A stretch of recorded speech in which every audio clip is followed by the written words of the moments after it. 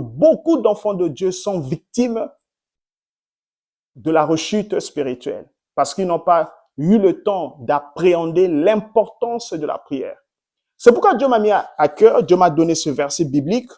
C'est le livre de Matthieu, chapitre 12, à partir du verset 43 jusqu'au verset 45. Ce verset est en train de nous dire, lorsque un corps a subi une séance de délivrance, que l'esprit impur ira chercher cet autre esprit plus dangereux afin de revenir encore dans le corps d'où il a été chassé, afin de finir avec cette personne. Et la Bible utilise le mot « si la maison est vide, alors la conséquence sera très désastreuse ». Bien aimé, ce verset est en train de parler d'une rechute spirituelle. Parce qu'après la délivrance, nous sommes censés maintenir une vie de prière. C'est pourquoi je me rappelle encore de l'histoire de Moïse. J'aime beaucoup cette histoire quand Dieu s'était rappelé de sa promesse envers Abraham.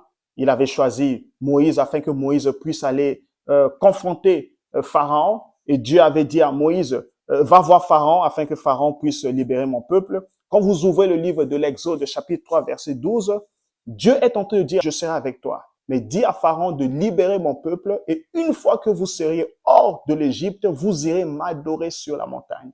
Donc ici, nous voyons, après la délivrance ou bien après la traversée, il y a une vie de prière. C'est-à-dire après l'obtention du mariage, il y a une vie de prière. C'est-à-dire après l'obtention de la guérison, il y a une vie de prière. Après la traversée de la mer Rouge, il y a une vie de prière. J'aime beaucoup cet exemple parce que Dieu sait que la rechute spirituelle existe. Comme j'ai l'habitude de le dire, tout ce que nous avons reçu dans la prière, cela ne peut que se conserver par la prière parce que la source de la bénédiction vient de la prière. Bien-aimé. Et puis quand j'étais en train de méditer sur ce verset, Dieu me montre encore. Dieu me dit, Pasteur Salazar, considère la viande comme la bénédiction. Vous savez, j'aime beaucoup manger la viande du mouton, même quand ma femme achète la viande du mouton, elle a l'habitude de conserver la viande dans le réfrigérateur, afin que la viande ne puisse pas se décomposer. C'est-à-dire les aliments que nous avons l'habitude d'acheter, nous avons l'habitude de mettre tous ces aliments dans le réfrigérateur, afin que ces aliments ne puissent pas se décomposer, n'est-ce pas? Donc, le rôle du réfrigérateur permet de conserver la saveur des aliments que nous achetons. C'est-à-dire le rôle du réfrigérateur permet de conserver la saveur, permet de conserver la fraîcheur des aliments que nous mettons dans le réfrigérateur. Et si je dois transposer cela spirituellement, il s'agit du réfrigérateur spirituel. Est-ce que vous savez comment je peux encore appeler la prière?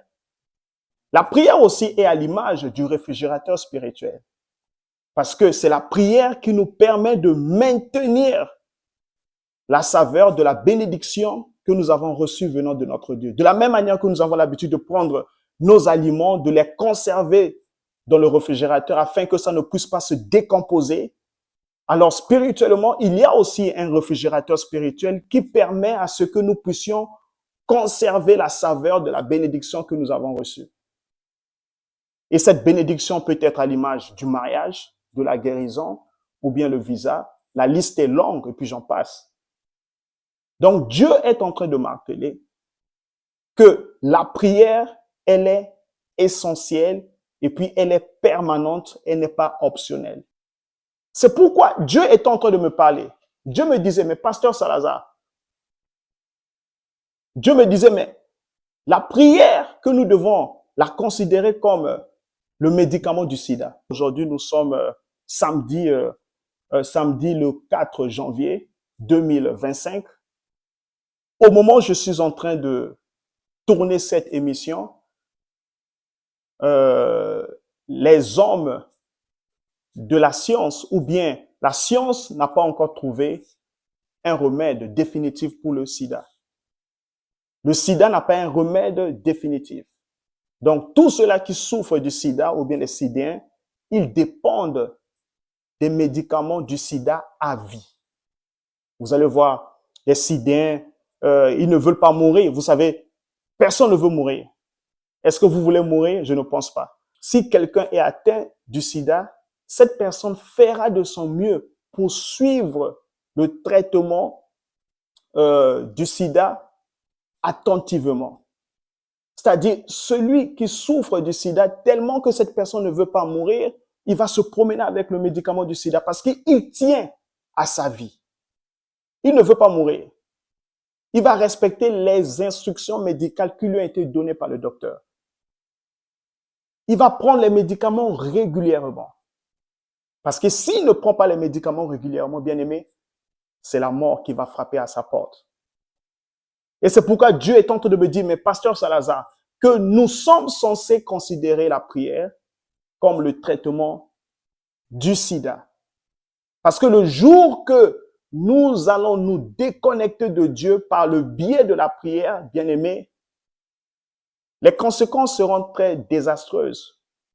Donc c'est pourquoi Dieu me disait, mais tu dois enseigner cela au peuple de Dieu. Parce que beaucoup ne sont pas avertis, ils ne sont pas enseignés, ils utilisent la prière comme un traitement ponctuel pour résoudre un problème temporaire. Non, la prière est un traitement permanent afin d'assurer notre survie spirituelle.